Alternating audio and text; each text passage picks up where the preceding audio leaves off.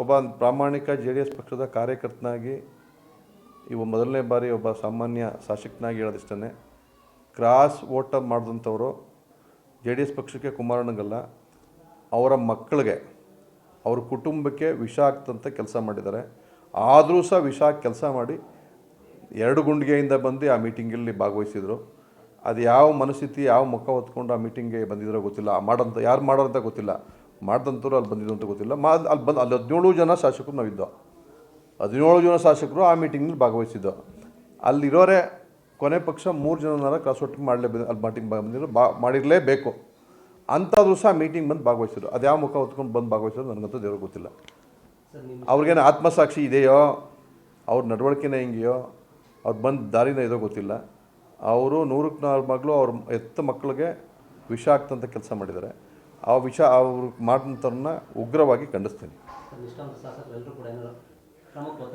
ಖಂಡಿತವಾಗೂ ಎಲ್ಲರೂ ಸಹ ಒತ್ತಾಯ ಮಾಡೋರು, ಸುಮಾರು ಜನ ಶಾಸಕರು ಒತ್ತಾಯ ಮಾಡೋರು, ಇಲ್ಲ ನೀವು ಕ್ರಮ ತಗೊಳ್ಳೇಬೇಕು, ನೀವು ತಗೊಳ್ಳಿಲ್ಲ ಅಂದರೆ ಪ್ರಾಮಾಣಿಕರು ನೋವಾಗುತ್ತೆ, ಇದು ಪುನರಾವರ್ತನೆ ಆಗುತ್ತೆ, ಬೇಡ ಅಣ್ಣ ನೀವು 100ಕ್ಕೆ 100 ಭಾಗ ನಾವು ಇಂಥವ್ರು ಅಂತ ಹೇಳೋದು ಬೇಡ, ನಿಮಗೆ ಸೋರ್ಸ್ ಇದೆ, ನಿಮ್ಗೆ ಆಲ್ರೆಡಿ ಮಾಹಿತಿ ಬಂದು ಇದೆ, ಒಂದು ವೇಳೆ ಬಂದಿಲ್ಲ ಅಂತಂದರೆ ಮಾಹಿತಿ ಪಡೆದು ಸಂಬಂಧಪಟ್ಟವರಿಂದ ಶಿಸ್ತುಕ್ರಮ ಜರುಗಿಸಿ ಅಂತ ಹೇಳಿದ್ರು. ಕುಮಾರಣ್ಣವ್ರಿಗೆ ಆ ವಿಚಾರ ಸಂಪೂರ್ಣ ಜವಾಬ್ದಾರಿ ಬಿಟ್ಟಿದ್ದೀವಿ.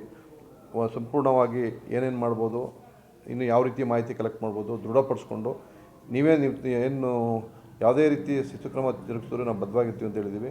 ಅವ್ರಿಗೆ ಬಿಟ್ಟಿದ್ರಿ, ಅವ್ರೇನು ತೀರ್ಮಾನ ತಗೋತಾರೋ ಅದಕ್ಕೆ ನಾವು ಬದ್ಧ. ಒಬ್ಬ ಪ್ರಾಮಾಣಿಕ JDS ಪಕ್ಷದ ಕಾರ್ಯಕರ್ತನಾಗಿ ಇವು ಮೊದಲನೇ ಬಾರಿ ಒಬ್ಬ ಸಾಮಾನ್ಯ ಶಾಸಕನಾಗಿ ಹೇಳೋದಿಷ್ಟೇ, ಕ್ರಾಸ್ ವೋಟ್ ಮಾಡಿದಂಥವರು JDS ಪಕ್ಷಕ್ಕೆ ಕುಮಾರಣ್ಣಗಲ್ಲ, ಅವರ ಮಕ್ಕಳಿಗೆ ಅವ್ರ ಕುಟುಂಬಕ್ಕೆ ವಿಷ ಆಗ್ತಂತ ಕೆಲಸ ಮಾಡಿದ್ದಾರೆ. ಆದರೂ ಸಹ ವಿಷ ಕೆಲಸ ಮಾಡಿ 2 ಗುಂಡಿಗೆಯಿಂದ ಬಂದು ಆ ಮೀಟಿಂಗಲ್ಲಿ ಭಾಗವಹಿಸಿದರು. ಅದು ಯಾವ ಮನಸ್ಥಿತಿ ಯಾವ ಮುಖ ಹೊತ್ಕೊಂಡು ಆ ಮೀಟಿಂಗ್ಗೆ ಬಂದಿದ್ರೋ ಗೊತ್ತಿಲ್ಲ.